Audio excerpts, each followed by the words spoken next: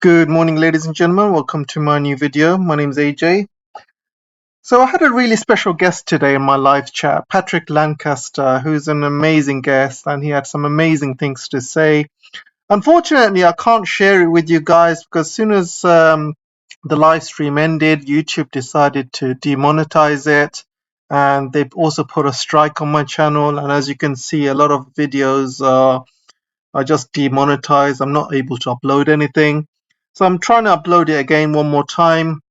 And if it fails, I'm just going to say, screw it, guys. You know, there's not much I can do.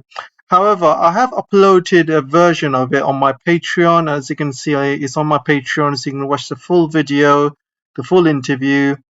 It's also on my locals channel as well. So you're welcome to join my locals. You're welcome to join my Patreon. I would have loved to have put this video up on YouTube, but I can't. It's been removed, so it's out of my hands. So my only chance is to put it up on Patreon, put it up on locals. And it's about time you guys get some exclusive content. This is an exclusive content.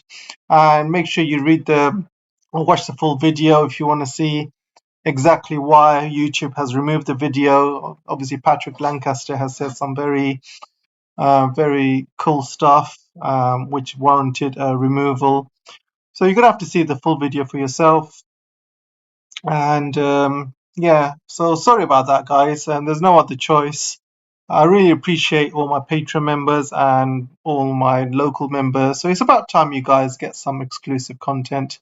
And if you do want to see the full video in full, make sure you join my Patreons or locals. So I really appreciate that. Thanks, guys. And how long do you think Zelensky has got? Because Ukraine is not making any money whatsoever. The whole country, I mean, Russia has taken over all of the vital areas in the east. We're talking about the agriculture, the grains, the oil and gas facilities, and you got all of the raw materials as well. And the I mean, the west side, there really isn't much going on. Plus, many people have left the country. Many businesses have shut down. All the foreign investments has left the country.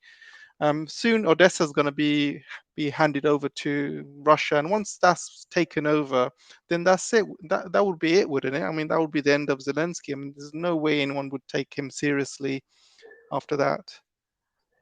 Well, yeah, I mean, who knows how it's going to go with Zelensky? But I would say one thing I was kind of surprised to hear on the ground. I mean, this was not by any means my opinion. This is just thing that I hear on the ground from soldiers and civilians living. A lot of the main opinions there is, like I said, that Russia's going to go straight across the coast to Transnistria and control the whole coast. But a lot of people are thinking that what's left of Ukraine will eventually be absorbed by Poland. I don't know if that's going to happen, but I'm just saying what the thoughts on the ground are. It was kind of surprising for me to hear that high of opinion from so many people. But that's what a lot of people, both civilians and military members, are thinking. Yeah, but will Ukrainians be happy with that? Because, you're talking about Poland taking a piece of land, and I know historically Lviv used to be part of Poland historically, but it's not part of Poland anymore. And I feel that Yeah. this war, the Polish are taking advantage and taking land of the Ukrainians. Are they going to be happy with that? I mean, isn't this all Zelensky's fault? He allows something like this to happen. I really only time will tell. I try to keep most of my the facts I put out about what I've seen with my own eyes, and that's how really this last 6 months has really had made me grow in my reporting abilities. Because before it was always this, straightforward. I'm in Donbass and I'm showing the daily shellings that come into civilian areas and showing the facts of what the people want. And the people in Donbass were always, virtually 100% pro-Russian for the last 8 years. But now that other territories have been taken, like Dnipropetrovsk and Kherson region, I've been running into more and more um, pro-Ukrainians that are in these territories. Of course, there's no area that I've been really seemed like a majority. There's both pro-Russians and pro-Ukrainian. But as can be seen in my reports from her son, and in Kharkov Oblast for that matter as well, I did reports to find out what the situation is, talk to pro-Ukrainians, talk to pro-Russians, and all of these interviews are in my reports. So people can see what the people are thinking from both sides. Obviously, not both sides of the contact line, but both opinions in these regions, both the pro-Russian and pro-Ukrainian. Sure. I'm hearing a lot of stories that a lot of people in the Donbass area, Kherson, are being given Russian passports, and they are absolutely overjoyed by the fact that they are getting Russian passports. What are your thoughts on the ground? Have you spoken to many people? Are they happy for Russia to take over their territory? Are they happy with the Russians? Well, as far as in Donbass, Donetsk and Lugansk Oblast, Russia's been giving Russian passports for the last, I believe, about 3 years. Yeah. And it's something about 800,000 people have received Russian passports in these territories. And of course, they're overjoyed. And back in February, when Russia recognized the Lugansk and Donetsk People's Republic, that was even a step closer to them feeling like, oh, maybe soon we'll be able to be part of Russia. And because that's what they've been pushing for the last 8 years. When they saw Crimea become part of Russia, they thought, okay, let's make some protests, let's do this, and let's join Russia like Crimea. Well, it didn't quite happen that way. They're still waiting. But the people in the Lugansk People's Republic, they feel like now's the time. They're expecting this year to be part of Russia again. And as far as the Dnipropetrovsk and Kherson regions go, Russia is giving Russian passports now, Russian citizenship. It's a process. I believe soon they're going to be giving out the first actual passports, because a couple months ago is when the process started.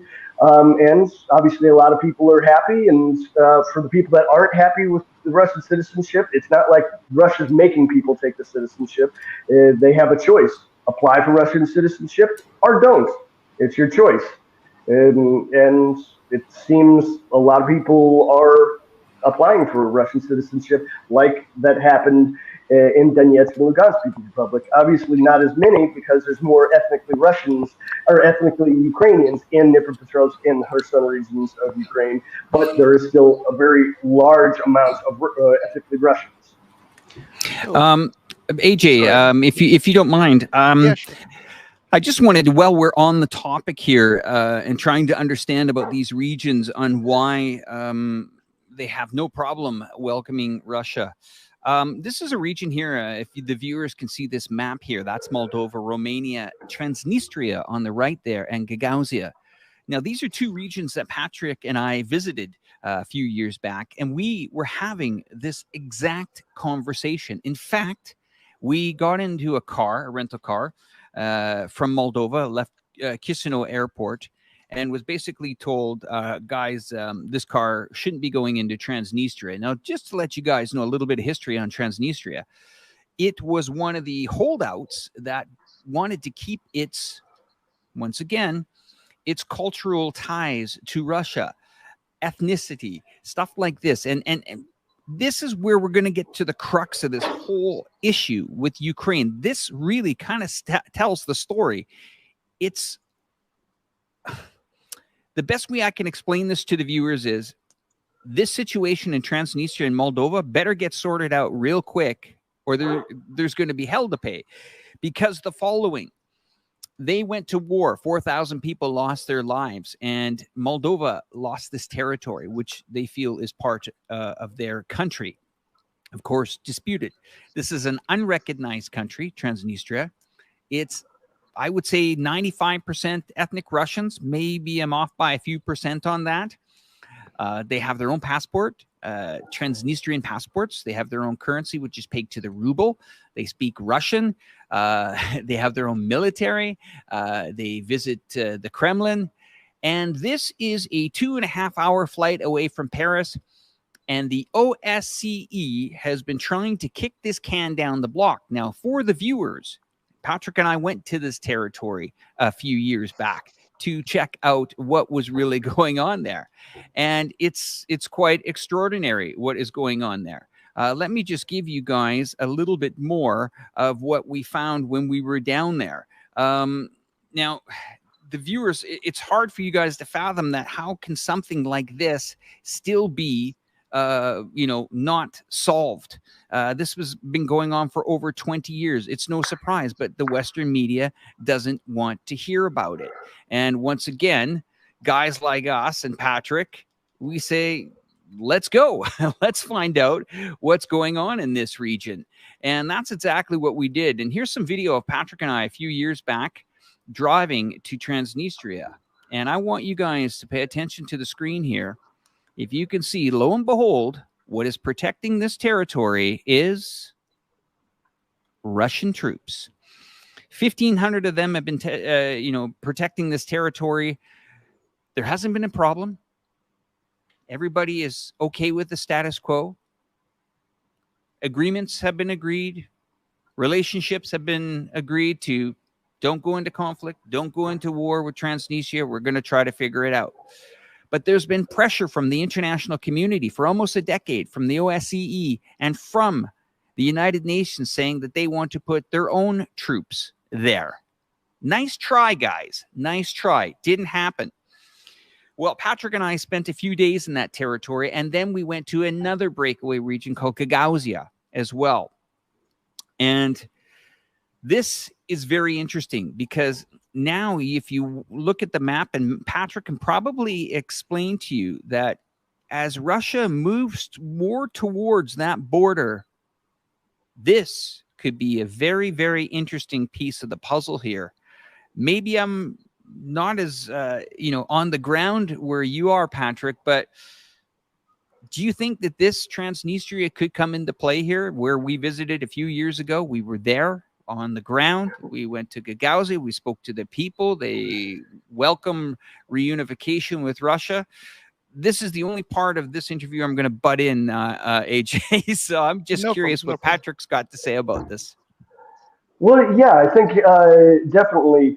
That's the goal, or I wouldn't say the only goal, but one of the main goals for going across the coast of the Black Sea is to take everything before Transnistria and connect the land bridge to Transnistria. That's what, unless some huge surprise comes, that's what's going to happen. I don't think there's any other way that this war is going to end. It's just, to be honest with you, Patrick and I have had this conversation. This is our car that's actually sitting at the Transnistrian border. When we were driving from Chisinau, we decided to get out the cameras. Boy, good old days. Some people said we looked handsome back then. Thanks for the compliment, guys. Yes, time changes and gravity takes its place, but thank you very much on that. But yeah, we're standing there, and this is before things were getting hot in the region. But still to this day, Transnistria is independent. Moldova doesn't have the power to get back in there. But you would think that Moldova, neighboring country Romania, part of the European Union, would want to stop this. But what's amazing is I'm starting to get the feeling that the West doesn't want to stop this war at any cost. In fact, it could be an invitation for that war machine, for the military complex, and the collected West to continue to sell arms. And as I was saying to the viewers last week, imagine this. If you're Swedish or you're from Finland, you can just kiss goodbye 2% of your gross domestic product to new weaponry that's coming in, compliments of the United States and the Pentagon, that are sending that new weaponry over to your country, or they're going to bring you to become NATO compliant for the rest of your days. NATO compliant costs billions of dollars. So, are they using the Ukraine as a dumping ground for old NATO war material and replenishing it with brand new hardware coming out? Well, I would probably have to say yes, because following these news and press releases that this country's donating that, that country's donating that, they're just dumping it, racking up the bill for, we'll call him Zelenskyy instead of giving him the true name, but Zelenskyy. And the bill and the credit bill goes on. I'm hearing it's over $120 billion now.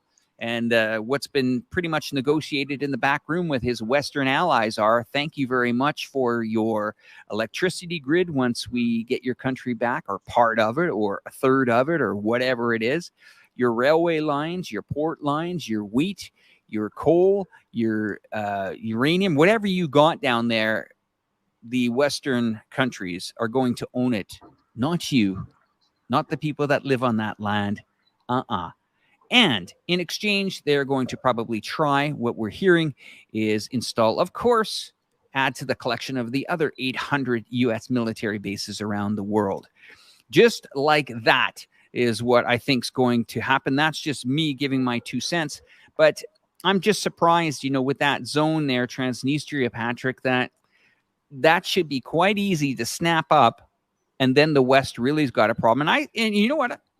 Maybe I'm going to get a few irritated people from Moldova here, but I wouldn't be surprised if Moldova plays a very key part in this, on what way they're going to fall here. Because we've been seeing governments being replaced right, left, and center here. And it wouldn't surprise me that the people, when we were there, Patrick, remember, the government was ripped off for billions, wasn't it? Can you quickly remember that? Do you remember that story? There was a a massive bank fraud into the billions in Europe's poorest country, Moldova. And it was one guy in politics, and they've never caught him. He took billions from the banks. Yeah. So those people have been through a lot of Moldova. Great country, been there about 4 or 5 times. Man, okay. I'm going to keep quiet. I'm going to let AJ and Patrick get back into it, guys. Thank you. I've said what I need to say. Cheers.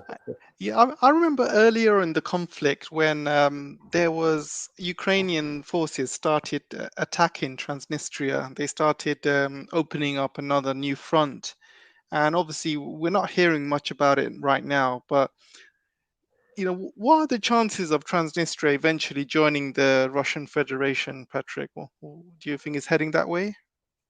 Well, yeah, I think once the land bridge reaches them, it will be part of the process of turning this territory into being part of Russia. Of course, the West won't recognize it, just like the West doesn't recognize that Crimea is part of Russia. But when in fact it is, it's virtually ethically Russian people that were delighted to become part of Russia again. And that is again because before 1956, Crimea was part of Russia. People born before 1956 in Crimea were born in Russia. So to these people that live in Crimea, Crimea is Russia and always has been Russia. So I feel the same thing is going to come in play, where the ethnic people are going to be backing up the fact that they want to become part of Russia. So we'll just have to see how it all plays out. But I doubt Transnistria is going to be, or Transnistria is going to be much different than Crimea in that respect. Sure. I mean, I can understand Crimea being ethnically Russian and Transnistria. What about Odessa? How do you think the people of Odessa will react when Russian forces go into Odessa? Well, I was in Odessa in 2011. Wasn't very into the politics of the whole situation then, but I can say let's use her son as an example, because her son is actually, from what I understand, a little bit less ethnically Russian than Odessa. But it seems in her son right now, it's about, well, this is 2 months ago or 3 months ago now when I first got to her son. It seemed about 50-50. 50% Ukrainian, 50% pro-Russian or Russian. And a lot of the people also said that were more pro-Ukrainian. They said, I don't really care what country we're in as long as we can live well. And that's kind of an overwhelming theme there, is even the people that maybe at the beginning were more pro-Ukrainian, now that they're seeing their salaries go up and up, and literally some of the state workers getting paid twice what they were before, like the city bus drivers, almost twice what they were getting paid when it was Ukrainian territory. The welfare checks are going up, or everyone with children is getting paid on a monthly basis. Elderly, their pensions are going up. Russia has made a declaration that all utility bills are free for the next several months. I'm not sure if there's a cutoff date yet, but for the time being, all utility bills are being supplied free. So it seems like the sentiment of pro-Russian, pro-Ukrainian is changing as the time goes, because it seems as the people are living better now that Russia is in control. Now, this is just what the people have told me, and all this can be found on my channel and my reports. So this isn't my opinion. This is what the people have told me. Okay, excellent, excellent. So, what are your thoughts about how are people finding Putin, for example? I mean, some people say that he's not hard enough on Ukraine. He needs to go faster. He needs to go further. And some people are saying that he's too soft on Ukraine. He's not. But other people are saying that he is too hard on Ukraine. What are your thoughts? Do you think he's doing it in the right way? In the right? Do you think he's doing things a bit slow? Is a bit soft? What do you think? As far as what I think is my personal opinion, it doesn't really matter. As far as what locals think, yes, a lot of the local population thought it was going to go a lot faster, as I think most of the world thought it was going to go a lot faster. But as we said before, that there is daily progress, and the locals in Donbass, they just see it as a kind of a waiting game at this point. They wish it went faster, but it is what it is. And they're just hoping that soon Donetsk, the shelling of Donetsk stops. And with the progress that's being made in Pesky and Avdiivka, it looks like that might be soon. Soon, possibly, Donetsk will no longer be a frontline city. That's what the local population hopes and prays every day, so they stop living in fear from Ukrainian shelling. Excellent. And one other thing, there were some reports yesterday saying that Ukrainians have lost 9,000 troops, while reports coming out of Donbass saying Ukraine has lost 193,000 troops. So it's a big difference between 9,000 compared to 193,000. So 9,000 is coming out from the Ukrainian side, but from the Russian side or Donbass side, it's 193,000. What do you think is the true figure of Ukrainian losses? Because I'm hearing there's about 200 to 500, maybe even 1,000 Ukrainian soldiers are dying per day. What are your thoughts? I think 9,000 is just ridiculous. I mean, there's no way. I mean, I personally have probably seen over 500 dead Ukrainian soldiers, just me personally. And I mean, that's, I go to a lot of places, but I haven't been, to over, a couple percent of the overall, battling territory. So just me, a journalist, is seeing so many hundreds of dead Ukrainian soldiers, and this 6 months means that there's no chance that there's only 9,000 that have been killed. Whether it's 190,000, I don't know, but I could pretty much say with my experience, what I've seen with my own eyes, there's no way that the Ukrainian government's estimate of 9,000 dead soldiers is true. Exactly. I mean, I look at the Russian reports every single day that comes out, and every day they're saying that they've killed 200 nationalists or maybe 500 nationalists, or sometimes even up to 1,000 nationalists every single day. So you just have to, even if you count all of the reports every single day, it comes to hundreds and over 100, maybe over 150 even, and not counting the people though who are injured as well, people who have taken prisoners or people who have kind of run out of the army, gone AWOL, for example. Um, how many do you think can you estimate that Ukraine has really lost, and what are your thoughts, and how much do you think they actually have got left? I can't really even make a realistic estimate. I just don't have enough information to really do that. But like I said, I can say that it's not 9,000. That's for sure. Much more than that. I'd say it's nowhere close to 9,000. It's just not a realistic number for them to put out, and they know that, and everyone in their military knows that is just a number that they're putting out for morale for their population. Yeah,